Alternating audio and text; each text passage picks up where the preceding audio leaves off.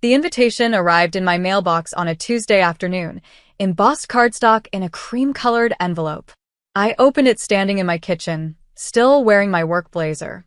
Celebrating 35 years of excellence, Richard Hayes retirement dinner. Join us in honoring his distinguished career for successful children and their families only. That last line was handwritten at the bottom in Mom's distinctive script. My phone rang within minutes. "You got the invitation?" Dad's voice was brisk, businesslike. The same tone he'd used with me for the past decade. "I did." "So, you understand why we had to be selective about the guest list." He didn't phrase it as a question. "This is a professional event. My colleagues from the firm will be there. Partners, senior associates, important clients. We need to present the right image. And I don't fit that image." "Sweetheart, you work retail. Your brother is a patent attorney. Your sister is a pediatric surgeon. They're bringing their families, their accomplishments. We can't have," he paused, searching for diplomatic words. "We can't have the evening be awkward." I looked out my kitchen window at the city skyline. From my penthouse apartment, I could see half the downtown corridor. My reflection in the glass showed a 34-year-old woman in a tailored suit that cost more than Dad probably thought I made in a month. "I understand," I said quietly. "I knew you would." Relief flooded his voice. "You've always been reasonable about these things. We'll do a family dinner after, just us. Something casual." "Sure, Dad." "Excellent. I have to run, meeting with the retirement committee. Take care, sweetheart." He hung up before I could respond. I set the invitation on my granite countertop and stared at it for a long moment. Then I opened my laptop and navigated to the foundation account I'd established 3 years ago. The Hayes Family Foundation. Anonymous funding for the exact charity Dad's law firm supported every year. My contributions over the past 3 years totaled $2.8 million. I made one phone call. "This is Natalie Hayes," I said when my program officer answered. "I need to schedule a funding announcement for the Henderson Youth Legal Aid Program. I'd like it to coincide with Richard Hayes' retirement dinner. And I'd like it to be public this time." The assumption that I worked retail wasn't entirely wrong. I did work retail. I owned it. 10 years ago, I'd started as an assistant manager at a boutique clothing store, the kind of job my family called temporary and transitional. Something to do while I figured out my real career. Except I'd loved it. Loved the visual merchandising, the customer relationships, the inventory strategy, the rhythm of seasons and trends. Within 2 years, I'd been promoted to general manager. Within 4, I'd opened my own boutique with a small business loan and my life savings. That first store, Hayes & Company, though I never told my family the name, succeeded beyond my projections. I opened a second location within 18 months. Then a third. Then I started franchising the model. Now, 10 years later, Hayes & Company had 47 locations across 6 states. Annual revenue last year was $127 million. I employed over 800 people. I'd been featured in 3 business magazines and had spoken at 2 retail conferences. But to my family, I still worked in a clothing store. I'd tried correcting them early on. When the second location opened, I'd invited everyone to the ribbon cutting. Mom had come for 20 minutes, left before the ceremony, and told me later it was cute that I was playing businesswoman. Dad had sent flowers with a card that said, "Good luck with your shop." My brother, Trevor, had laughed when I'd explained the franchise model. "Retail isn't real business, Nat. It's not like what I do. Patent law requires actual expertise." My sister, Caroline, had been kinder but equally dismissive. "That's wonderful that you have a hobby that makes money. But maybe think about something more stable? Something with benefits and retirement." After a while, I'd stopped correcting them. Stopped sending business updates. Stopped inviting them to openings and milestones. I attended family dinners in simple clothes, drove my older Camry instead of the Mercedes I kept in my private garage, and spoke vaguely about store operations when asked about work. They'd filled in the blanks themselves. Assumed I was a store manager, maybe assistant manager on bad days. Working hourly. Probably struggling financially. The family charity case who'd never quite launched. Trevor brought his elegant wife and 2 private school children to every gathering, talking about his latest corporate client and his partnership track. Caroline brought her surgeon husband and discussed medical conferences in Europe. They were the success stories, the ones who made Dad proud. I was the one they seated at the kids' table until I was 30. So when the retirement invitation arrived with that handwritten note, for successful children and their families only, I understood exactly what it meant. I wasn't invited because I was an embarrassment. Dad's retirement dinner was scheduled for Friday evening at the Grandview Club, the most prestigious venue in the city. The same place where his law firm hosted their annual gala, where partners celebrated major case victories, where the legal elite gathered. I spent that Friday morning in a board meeting with my executive team, reviewing Q3 projections and discussing expansion into 2 new markets. My CFO presented numbers that showed we were tracking 23% above last year's revenue. My head of operations outlined a new employee profit-sharing program I'd approved. "This is generous," my CFO said, reviewing the profit-sharing details. "You're essentially giving away $7 million in distributions." "Our employees built this company," I said. "They should share in its success." After the meeting, I returned to my office, corner suite, floor-to-ceiling windows, original art on the walls, and checked my personal email. The Henderson Youth Legal Aid Program had confirmed the announcement. They'd scheduled it for 6:30 p.m., right as Dad's retirement dinner would be starting cocktail hour. The press release was ready. The board chair would be making remarks thanking the anonymous donor who'd sustained their program for 3 years. The anonymous donor whose identity would be revealed tonight. My assistant knocked on my door frame. "Ms. Hayes, your sister is online too. She says it's important." I picked up. "Caroline." "Natalie." Her voice was tight. "I just wanted to confirm you're not planning any drama for Dad's retirement dinner." "I'm not attending Dad's retirement dinner." The invitation made that clear. "Yes, but I know how you can be. Making things awkward, trying to draw attention to yourself.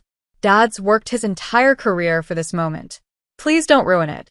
I closed my eyes briefly. "Caroline, I have no intention of ruining anything. I'm not even going to be there." "Good. Because Trevor and I have worked hard to make this perfect for him. The speeches, the video tribute, the gift from the firm. We don't need," she paused. "We don't need any complications." "There won't be any complications from me. Thank you." She softened slightly. "I know you probably feel left out, but you have to understand. This is about Dad's professional reputation. The people attending they're at a certain level. It's not personal." "Of course not," I said quietly. "I understand completely." After she hung up, I sat in my office for a long moment, looking out at the city. Then I changed into the evening gown I kept in my office closet for after-work events. Navy silk, elegant, understated.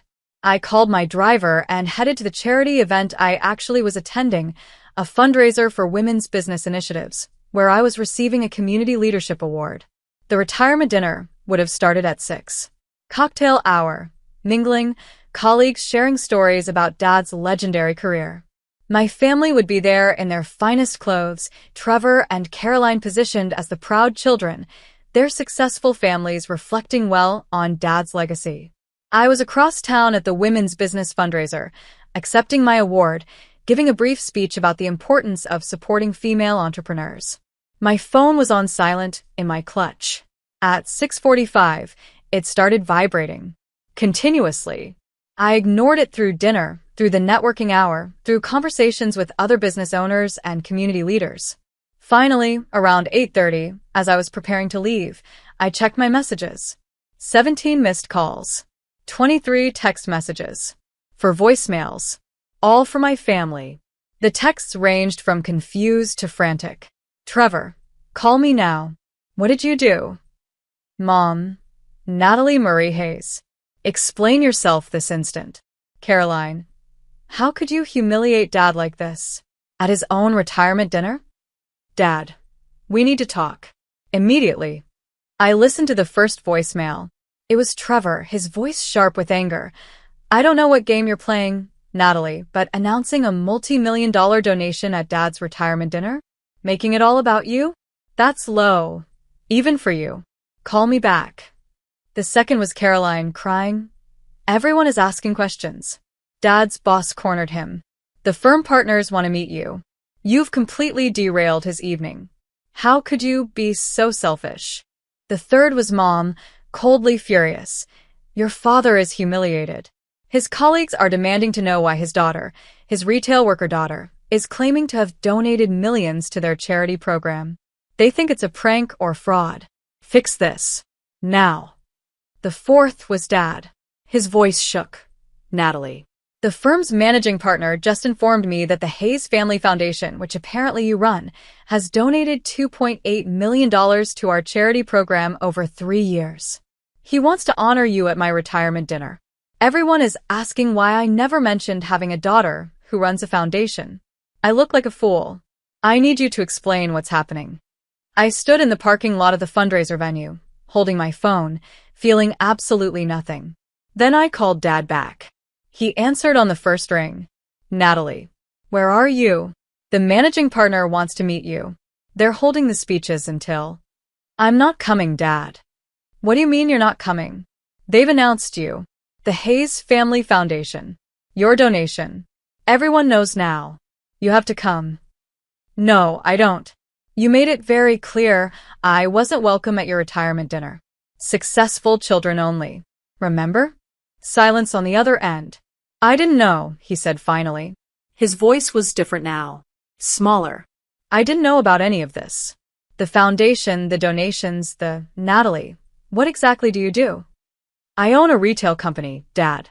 Just like I've been telling you, for 10 years. A retail company that generates enough profit to donate millions to charity? Hayes and Company. 47 locations. $127 million in annual revenue. 800 employees. I'm the founder and CEO. I've tried telling you this at least a dozen times over the past decade. You've never been interested in hearing it. Another long silence. The managing partner knows, Dad said quietly. He showed me a Forbes article about retail entrepreneurs. You're in it. There's a photo of you at some conference. You're listed as one of the top female-founded retail companies in the region. That article came out 6 months ago. I sent it to the family group chat. Mom said it was nice that I was featured in a magazine. We thought it was a local boutique newsletter. Some small business spotlight. It was Forbes, Dad. The subject line said Forbes. I could hear noise in the background, voices, conversations, the murmur of the dinner continuing around him. They want to honor you, Dad said. The managing partner. He wants to add a tribute to the evening's program. For your philanthropic work. He's saying you've single-handedly kept the youth legal aid program operational for 3 years. I have. But why? Why donate to our firm's charity? Why stay anonymous? I looked up at the stars beginning to appear in the evening sky. Because I believe in what the program does. It provides legal services to kids who can't afford representation. That matters. It matters more than who gets credit for it. But you let them announce it tonight. At my retirement dinner. No, Dad. I scheduled the announcement for tonight.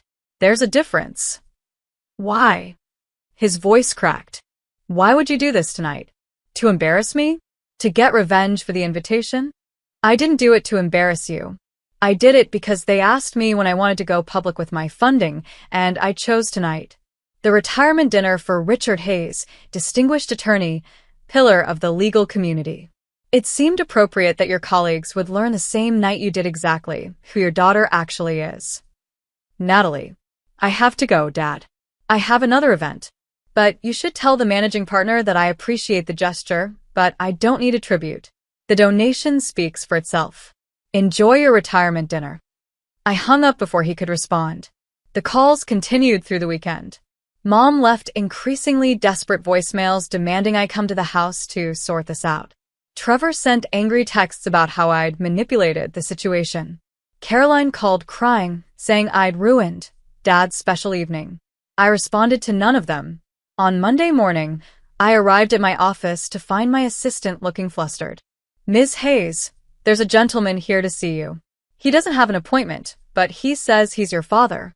He's been waiting since we opened. Dad stood in my reception area wearing a suit, looking diminished somehow. Older. He stared at the Hays and Company logo on the wall, at the professional photos of our locations, at the business awards displayed in glass cases. He turned. I didn't believe it.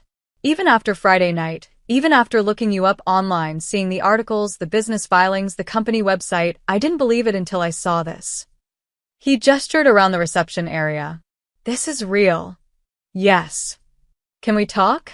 In your office. I led him down the hallway, past my team's offices, past the conference rooms, to my corner suite. He walked slowly, taking in every detail. The company photos on the walls, the employee recognition boards, the expansion maps showing our 47 locations. In my office, he sat in the client chair across from my desk. I sat in my executive chair. I owe you an apology, he said. Multiple apologies. For the invitation. For the past 10 years. For never asking, never really listening when you tried to tell me. Okay. That's it? Just okay. I folded my hands on my desk. What do you want me to say, Dad? You're right. You never listened. You decided who I was, retail worker, family embarrassment, not successful enough for your professional dinner, and nothing I said or did changed that narrative. So yes, you owe me an apology. But I've built a successful company and a meaningful life despite that, not because of it. He looked down at his hands. Your mother thinks you timed the donation announcement to humiliate me. I timed it to be announced. The fact that it happened at your retirement dinner is just timing. But you knew it would cause. I knew it would reveal the truth, I said evenly. That's not the same as causing humiliation. You humiliated yourself by never bothering to learn what your daughter actually does for a living. That's harsh. It's accurate. I softened slightly. Dad, I sent you business updates. I invited you to store openings. I tried to explain the franchise model, the growth strategy, the expansion plans. Every single time, you dismissed it. You called it a shop, a hobby, something I was doing while I figured out my real career. I didn't understand retail could be, he gestured helplessly.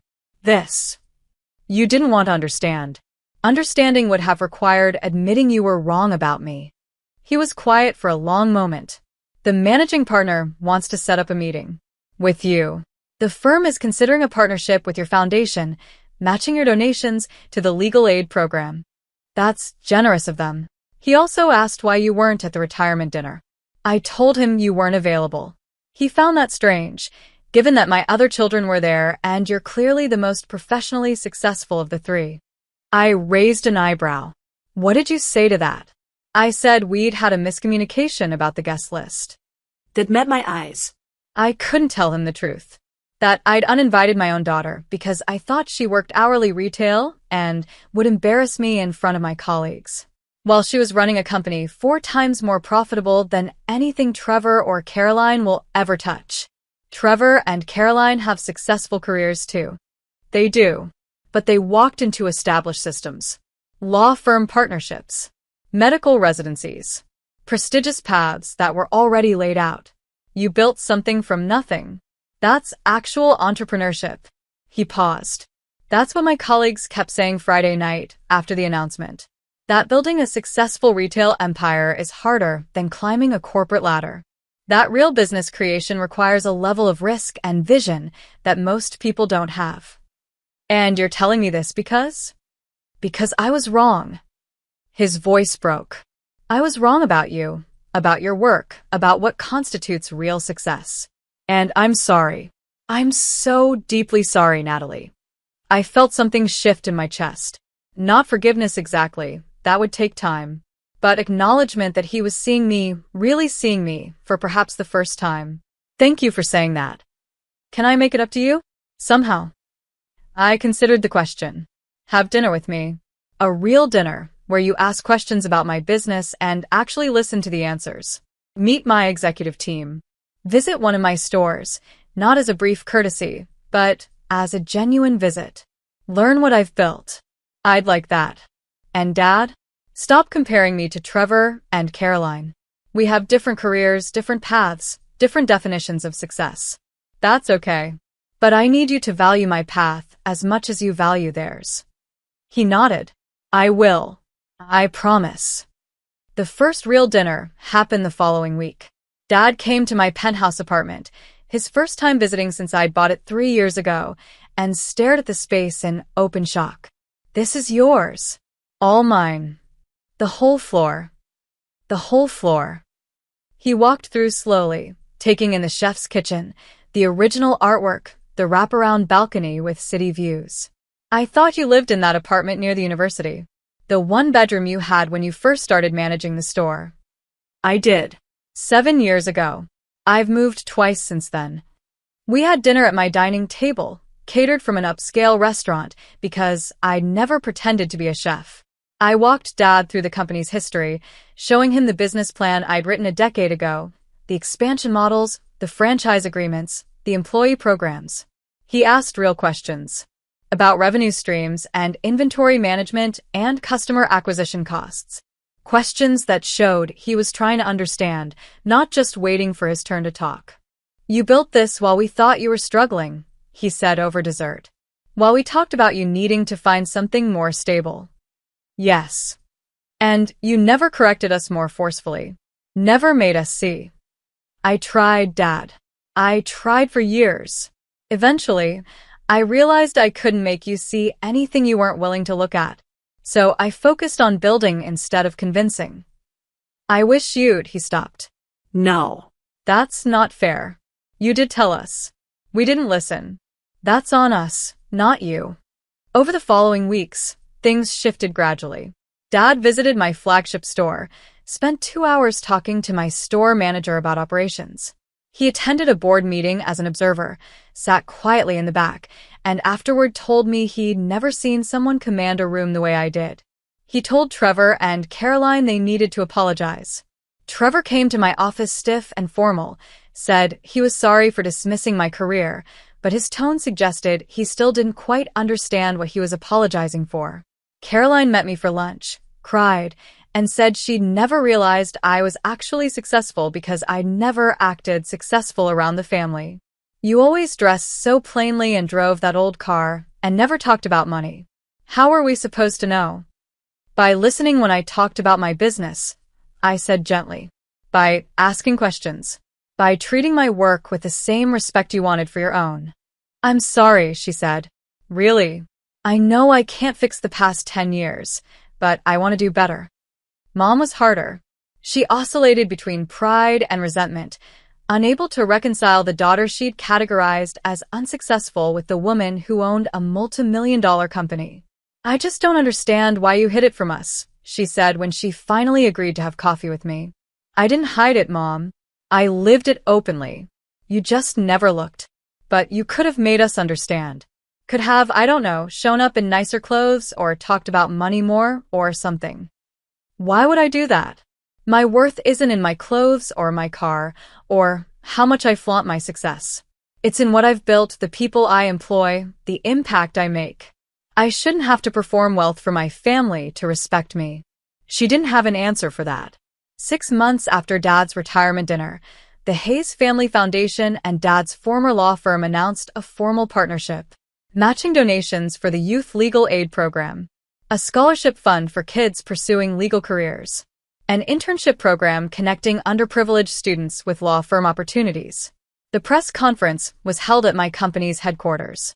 Dad stood beside me as we cut the ribbon on the new program, both of us smiling for cameras. I'm proud of you, he whispered as the photographers snapped pictures. I should have said that a decade ago. I should have said it every day. But I'm saying it now, and I'll keep saying it. I'm so incredibly proud of you. I squeezed his hand. Thank you, Dad. Later, at the reception, Trevor approached me with his wife.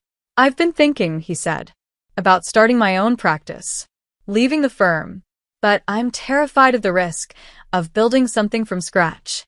It is terrifying, I said honestly, but it's also the most rewarding thing I've ever done. Would you be willing to talk to me about it? About the business side of entrepreneurship? I know patent law, but I don't know how to build a company. I smiled. I'd be happy to. Let's set up a time. Caroline joined us with her husband. My hospital is considering a retail partnership, a medical supply boutique concept. I told them I knew someone they should talk to. Send me the details, I said. I'll look at the proposal. Mom stood with Dad across the room, watching our conversation. She still looked uncertain, like she was trying to reconcile multiple versions of me in her mind. But she was trying. That was something. The managing partner from Dad's old firm approached me as the reception was winding down. Ms. Hayes, I wanted to thank you again for your foundation's partnership. The legal aid program would have closed without your support. I'm glad we could help. I also wanted to apologize. Your father is a valued colleague and friend. If I'd known he had a daughter accomplishing what you've accomplished, I would have insisted she be honored at his retirement dinner. The oversight was unfortunate. It wasn't your oversight, I said gently. It was a family communication issue. But thank you. He smiled. Your father talks about you constantly now. Your business model, your growth strategy, your employee programs. I think he's become your biggest advocate. Better late than never, I said. After the reception ended, Dad and I stood on my office balcony, looking out at the city. I spent 35 years building a career, he said quietly. Building a reputation. Earning respect from my peers. And all that time, you were building something bigger, something more impressive, and I never even noticed. You noticed what you valued. Corporate success, traditional careers, established paths. I wasn't those things, so you didn't see me. But I should have. Yes, I agreed. You should have. But you're seeing me now. That's what matters. He nodded slowly. The retirement dinner. Looking back, that was probably the best thing that could have happened. The wake-up call I needed. You could have had the wake-up call without excluding me from your retirement dinner. I know. I'm not saying I'm glad I hurt you. I'm saying I'm glad I finally understand who you are. We stood in comfortable silence, watching the city lights flicker on as evening fell. Are we okay? Dad asked finally.